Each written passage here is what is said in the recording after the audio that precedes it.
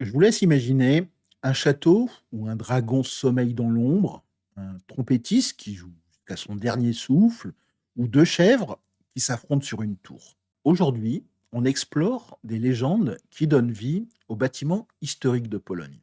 Ces récits, ce sont des fragments d'âme polonaise. Alors, est-ce que vous me suivez dans cette nouvelle aventure? Vitam, sur le double K, l'espace où la Pologne se dévoile à travers ses récits. Cliché touristique ici, pas de cours magistraux, juste des histoires qui touchent le cœur et réveillent l'esprit. Aujourd'hui, on va visiter trois lieux qui ont marqué la Pologne. Le château de Wawel à Cracovie, la basilique Sainte-Marie, toujours à Cracovie, et l'hôtel de ville de Poznań. Ces bâtiments, ils portent des légendes pleines de courage, d'astuce et même d'un peu de malice. Vous avez une histoire ou une légende qui vous tient à cœur? Racontez-moi ça dans les commentaires. En Pologne, chaque pierre, chaque clocher, chaque mur a une histoire à raconter. Les bâtiments historiques, ce ne sont pas seulement des monuments, ils sont un petit peu les gardiens de mémoire, les témoins des luttes et des joies d'un peuple. Leur légende, elle révèle ce qui fait la Pologne.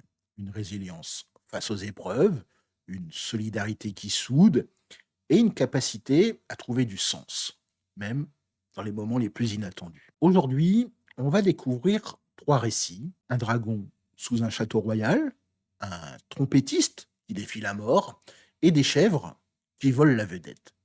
Préparez-vous, c'est parti. On va donc commencer à Cracovie, sur la colline de Wawel, où se dresse un château qui semble un petit peu veiller sur la ville. On y retrouve ses tours gothiques, ses salles ornées de fresques Renaissance et sa vue sur la Vistule. C'est donc ce château de Wawel qui est l'ancienne demeure des rois polonais. Mais sous ses fondations, dans une grotte appelée Smocza Yama, une légende ancienne prend vie. Il y a des siècles, sous le règne du roi Krak, il y a un dragon qui terrorisait la ville de Cracovie. On l'appelait Smok Wawelski. C'était une créature massive avec des écailles sombres et un souffle brûlant. Installé dans sa caverne, il réclamait des offrandes, des moutons, des vaches, et parfois même bien pire. Les chevaliers les plus courageux, ils tentaient de l'affronter, armés de lances et d'épées, mais jamais personne ne revenait. Et la ville, elle vivait un petit peu dans la peur. Et puis un jour, il y a ce cordonnier, qui est nommé Shkuba, qui a proposé une idée. Cette fois, pas d'armure, pas d'épée, juste un plan audacieux. Il a pris un agneau, l'a vidé et l'a rempli de soufre. Il a ensuite déposé cet agneau devant la grotte. Le dragon, affamé, l'a avalé d'un coup, mais le soufre a enflammé son ventre. Fou de douleur, le dragon, il s'est alors rué vers la Vistule, buvant sans s'arrêter, jusqu'à exploser dans un fracas qui a résonné dans toute la vallée. Un cordonnier qui sauve une ville, c'est presque trop beau. Cette histoire, c'est l'esprit polonais. Astucieux, déterminé, capable de renverser les obstacles avec des moyens simples. Aujourd'hui, la grotte de Smocza Yama est ouverte aux visiteurs et il y a même une statue du dragon près du château qui crache du feu pour le plaisir des passants. Quand j'ai vu cette statue pour la première fois, je me suis d'ailleurs demandé, et si nos propres défis étaient des dragons? Pas des monstres, mais des obstacles qu'on peut affronter avec un petit peu d'astuce. Je ne sais pas si vous avez déjà surmonté un défi comme ça, avec une idée toute simple. Cette légende, elle va nous rappeler que les héros ne portent pas toujours une couronne. Pour le deuxième bâtiment, on va rester à Cracovie. Cette fois-ci, on va s'avancer un petit peu sur la place du marché, la Renek Główny. C'est un endroit vibrant où bat un petit peu le cœur de la ville. Là, on va y retrouver cette basilique Sainte-Marie qui se dresse avec ses deux tours gothiques, l'une qui est légèrement plus haute, comme si elle montait la garde. À l'intérieur, le retable de Veit Stos, c'est un chef-d'œuvre sculpté qui émerveille un petit peu tout le monde, mais c'est dans la tour la plus haute qu'une histoire poignante se cache. On va remonter au XIIIe siècle. Cracovie était alors menacée par une invasion tatare. Des cavaliers rapides, armés d'arcs, étaient prêts à tout dévaster. Dans la tour de la basilique, il y avait un guetteur qui veillait, sa trompette à la main. Une nuit, il a aperçu des flammes au loin, le signe de l'ennemi. Sans perdre une seconde, il a porté sa trompette aux lèvres et il a joué le Hey Now Mariatsky. C'est un petit peu cette air d'alerte au clairon pour réveiller la ville. Les habitants se sont armés, les portes se sont refermées, mais une flèche tatare a traversé l'obscurité et l'a frappé en pleine gorge. La mélodie s'est arrêtée brutalement. Son sacrifice, évidemment, il a sauvé Cracovie. Depuis, chaque heure, il y a un trompettiste qui joue cet air, toujours interrompu, en mémoire à ce héros sans nom. Cet appel, ça résonne même à la radio polonaise tous les jours à midi. La première fois que j'ai entendu cet air sur la place, il y a un petit peu une forme de frisson qui m'a pris. On est là, on entend ses premières notes, et cette note brisée, en fait, c'est comme un petit peu un écho du passé qui nous parle encore. Et je sais pas vous, qu'est-ce que ça vous évoque, un geste aussi courageux? Pour moi, c'est un petit peu une leçon de devoir, de mémoire, de ce qu'on peut donner pour les autres. La Pologne, c'est un peu ça, c'est honorer ceux qui se sont battus pour la communauté. On va enfin changer d'horizon, on va partir direction Poznań, sur la place du Vieux Marché, ce qui est d'ailleurs peut-être l'une des plus belles de Pologne.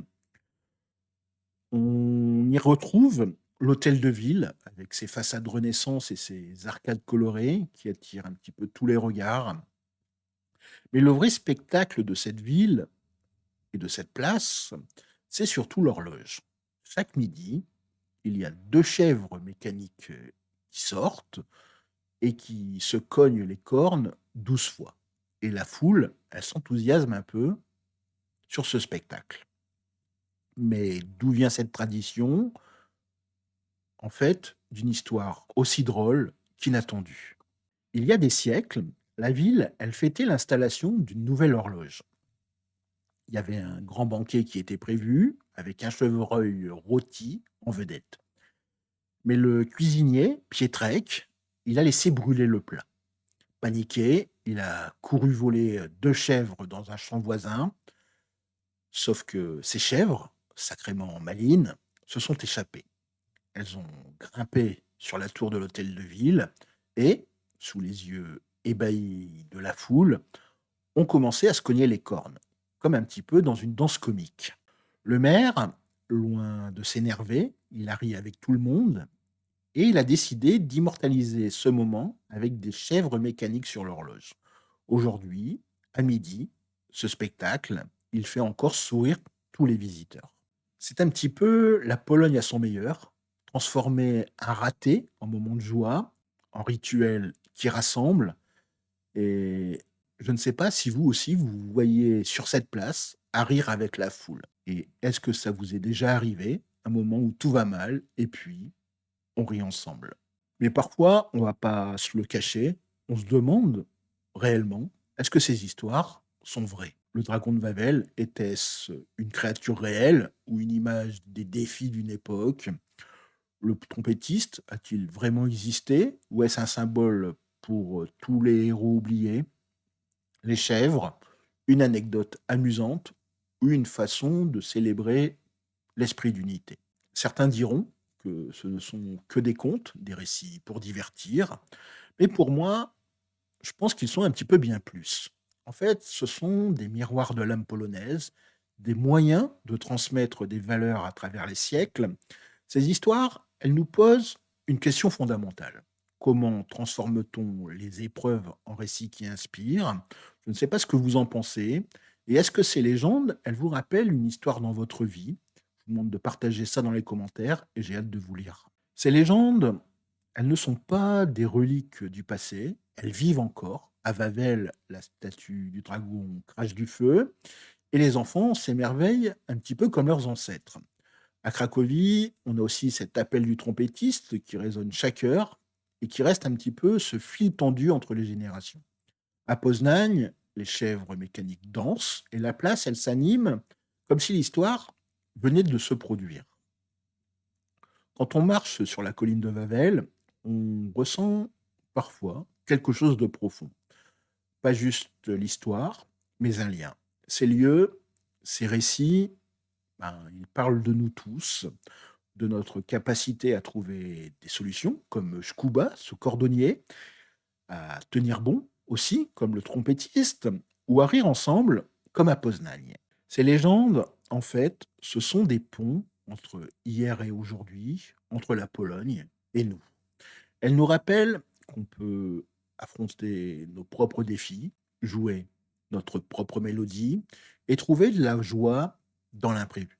Et si, en fin de compte, on s'inspirait de ça, peut-être qu'on a tous une histoire à raconter, des valeurs à transmettre. En guise de conclusion, je dirais que les bâtiments historiques de Pologne, ce ne sont pas juste des murs ou des tours.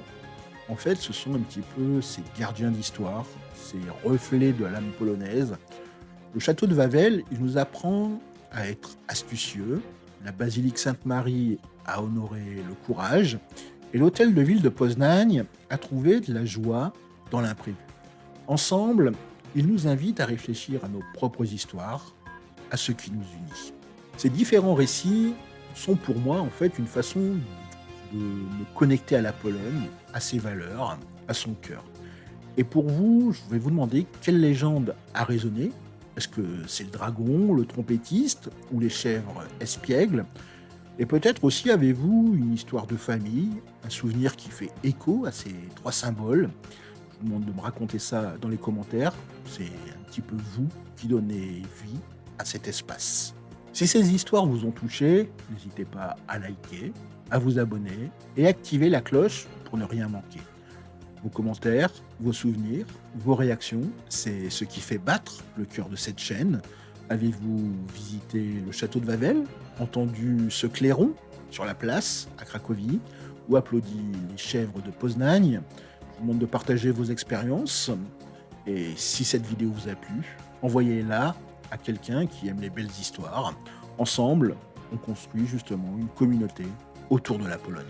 Dans le prochain épisode, on va changer d'ambiance, mais on va rester au cœur de la Pologne. On va se poser la question suivante. Pourquoi le pierogi, ce ravioli si simple, est-il devenu un petit peu un symbole national? On parlera cuisine, famille et tradition qui réchauffent le cœur. Restez avec nous, je pense que ça va être savoureux. En attendant, je vous souhaite de passer une excellente journée. Bienvenue, à demain, do jutra, à très bientôt, do zobaczenia.